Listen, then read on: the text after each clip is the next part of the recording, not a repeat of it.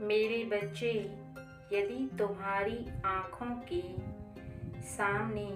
मेरा संदेश आया है तो निश्चित ही तुम इतना समझ लो कि तुम्हारे ऊपर कोई व्यक्ति तांत्रिक क्रियाएं करने का प्रयास कर सकता है। इसी वजह से मैं तुम्हें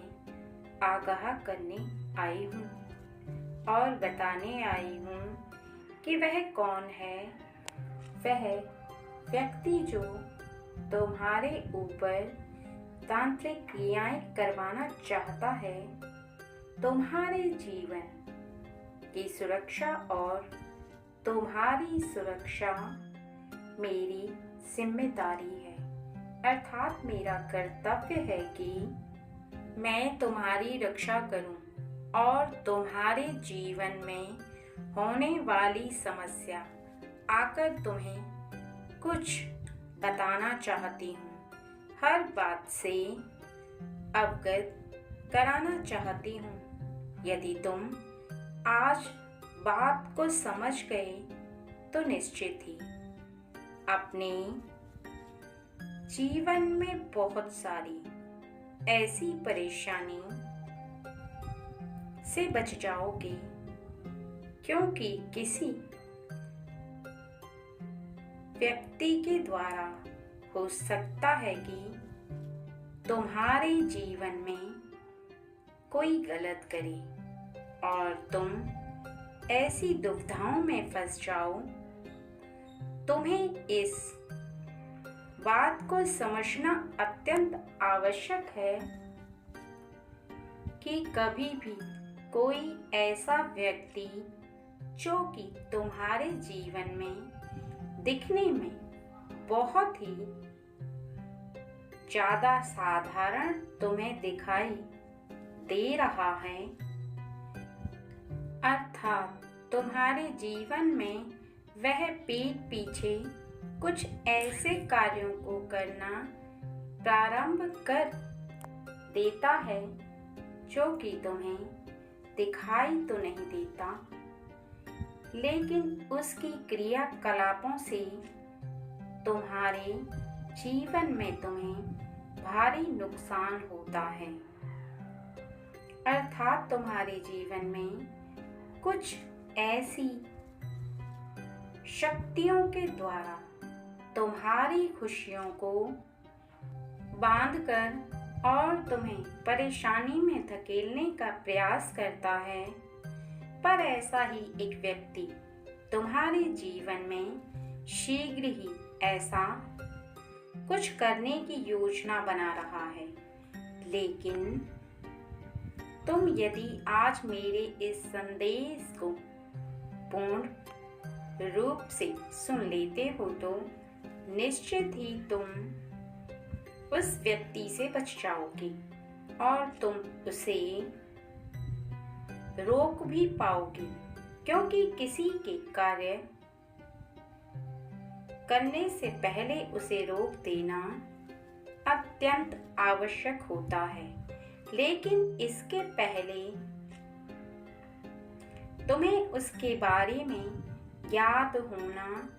अत्यंत आवश्यक है कि वह व्यक्ति कौन है और वह ऐसा क्यों करना चाहता है। तुम सबसे पहले तो इस बात को समझ लो कि वह व्यक्ति तुमसे कभी न कभी इस बात को साझा जरूर करेगा या कर चुका होगा कि वह तांत्रिक क्रियाओं में विश्वास रखता है और वह ऐसे कुछ लोगों को जानता है जो कि तांत्रिक क्रियाएं करते हैं। कभी न कभी तुम्हारे जीवन में किसी भी बात को लेकर तुमसे इस बात के लिए उसने जरूर चर्चा की होगी। तुम बहुत ही ज्यादा ध्यान से सोचोगे तो तुम्हें अवश्य ही उसकी बातों का स्मरण हो जाएगा और तुम इस बात को बहुत ही अच्छे से स्मरण रखो कि यदि किसी व्यक्ति के साथ तुम्हारी ऐसी बहस हो चुकी है जिसकी वजह से उसके मन के अंदर क्रूरता भर चुकी है, या तुमने किसी फिर व्यक्ति को कुछ ऐसे शब्द बोले हैं जिसकी वजह से वह अपने मन इस बात को सोच रहा है कि वह तुमसे कैसे और कुछ इस प्रकार का बदला लेना चाहता है कि तुम्हारे जीवन में और बदलाव के लिए तुम्हें कोई भारी नुकसान हो, अर्थात तुम्हारा कुछ भी ऐसा कार्य जो बनने वाला है वह शीघ्र ही ना बनकर बिगड़ जाए, या फिर तुम्हारे जीवन में इस प्रकार से इसलिए कर रहा है कि तुम जो उन्नति तरक्की कर रहे हो, अर्थात उसके हृदय को जलन उत्पन्न हो रही है और उससे यह बात बर्दाश्त नहीं हो रही कि यह कैसे कर सकते हो, क्योंकि वह स्वयं तो उन्नति नहीं कर रहा है, बस अपने ही मतलब के कार्यों में लगा हुआ बहुत ही ज्यादा ध्यान मग्न हो करके गलत कार्यों में ध्यान दे रहा है। लेकिन मेरे बच्चे, इस बात को बहुत अच्छे से समझ लो कि तुम्हारे समक्ष रहने वाला ऐसा कोई भी व्यक्ति हो जो कि तुम्हारे जीवन में किस प्रकार से करना चाहता हो, क्योंकि जब तक तुम उसे रोकोगे नहीं तब तक तुम्हारे जीवन में खतरा हमेशा बना ही रहेगा। इस बात को ध्यान रखो कि ऐसा कोई व्यक्ति जो कि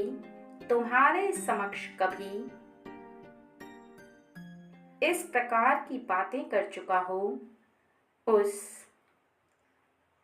व्यक्ति से केवल दो ही प्रकार से तुम्हें सावधान रहना है कि सबसे पहले तो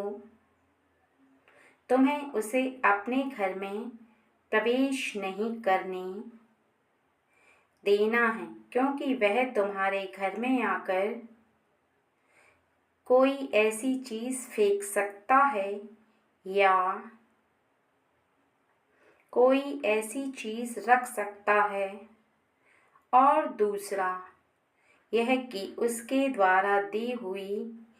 चीज को ग्रहण नहीं करना है।